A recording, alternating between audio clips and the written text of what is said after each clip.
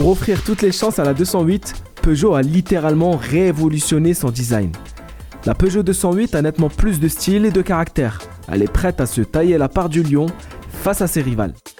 Ces rivales, vous les connaissez, Renault Clio en première position, mais aussi Citroën C3, Volkswagen Polo, Opel Corsa, etc. Elles sont très nombreuses, mais la Peugeot 208 compte sur son atout majeur pour toutes les détrôner, c'est son style.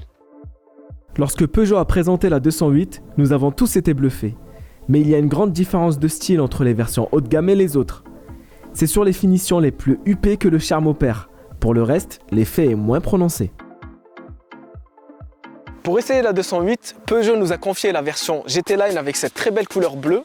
Comme nous sommes sur une version haut de gamme, on a des jantes de 17 pouces, des arches de roue noires, un béquet noir, des vitres arrière surteintées, 2 canules d'échappement, bref, tous les éléments pour lui donner un aspect très dynamique. Et on a surtout à l'avant des feux de jour à LED caractérisés par les 3 griffes du lion qui lui donnent beaucoup de charme. Je vous laisserai me donner votre avis sur l'esthétique dans les commentaires et on va parler de choses plus concrètes. Le gabarit, puisque la longueur totale de la Peugeot 208 progresse de plusieurs centimètres, elle mesure même plus de 4 mètres et on aurait pu croire que ça allait profiter à l'espace intérieur. Eh bien pas vraiment, puisque l'empattement, c'est-à-dire la distance entre les roues avant et les roues arrière, reste identique à 2,54 m. La 208 a poussé de 9 cm. Elle mesure désormais 4,06 m. C'est la plus grande de sa catégorie. Pourtant, à l'intérieur, les places arrière sont assez étroites. Mes genoux touchent presque le siège avant qui était réglé selon ma position de conduite. Pour la garde-toit, ce n'est malheureusement pas mieux.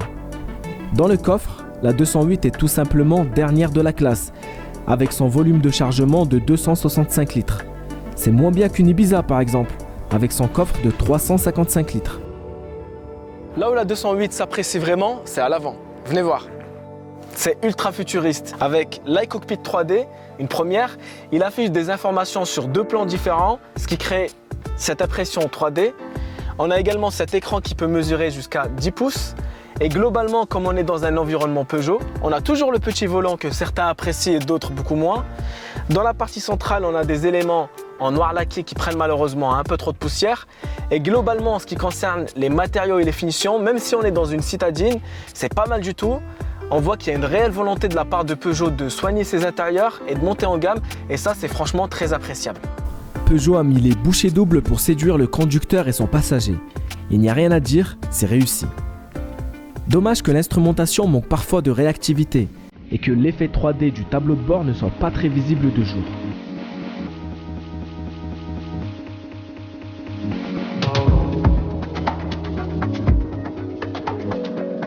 La petite dernière de Peugeot s'apprécie également derrière le volant. Elle est plus confortable grâce à une suspension plus molle, mais elle a surtout un excellent train avant. Elle enchaîne les virages très facilement, c'est une vraie lionne. La Peugeot 208 repose sur la nouvelle plateforme CMP. C'est une plateforme qui permet à Peugeot de proposer des moteurs électriques avec la Peugeot E208 et des moteurs thermiques comme c'est le cas ici. On a choisi le moteur 1 litre de PureTech, c'est un 3 cylindres qui développe 130 chevaux mais qui a quand même assez de punch. Il est couplé à la boîte automatique EAT8. Globalement, on a affaire à une voiture qui est ultra agile, un très bon châssis, un très bon toucher de route et aussi une direction qui est très précise.